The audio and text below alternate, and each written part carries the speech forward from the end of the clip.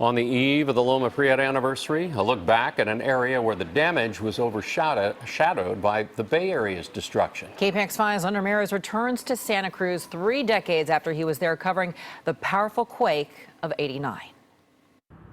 In the immediate aftermath of the Loma Prieta earthquake, almost all of the media attention was focused on San Francisco and Oakland. But something happened right here in front of that house that finally got the world's attention. It was a 5-foot deep, 4-foot wide crack in the Earth's surface that demonstrated the awesome power of the earthquake and also explained why it had such a devastating impact on the nearest city to the epicenter, Santa Cruz. It was devastating. It was scary. It was like a bomb went off. Patty Zoccoli is describing what downtown Santa Cruz looked like in the aftermath of the Loma Prieta earthquake. It's one of the scariest days of my life, going through that earthquake.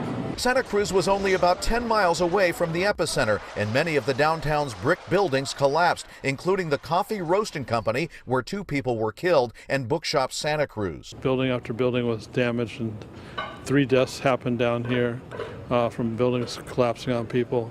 It was really a horrible, horrible situation. The 2 main highways into Santa Cruz were blocked for several days by landslides on Highway 17 and a broken bridge on Highway 1. Chuck Torrey said Santa Cruz was isolated. I think Santa Cruz was an afterthought at that point. It took a few days before people really knew what was going on over here. A small memorial now stands on Pacific Avenue as a reminder of the devastation and the loss of life. The silver lining as the community came together and helped each other. Neil Coonerty's Bookshop Santa Cruz was one of the few downtown businesses that survived the earthquake and are still open to this day.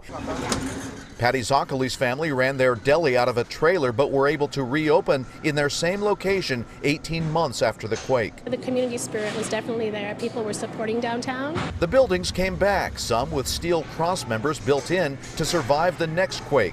The coffee roasting company site was vacant for almost the past 3 decades, but today a condo building is now finally rising in its place. That's the final piece of the earthquake rebuilding.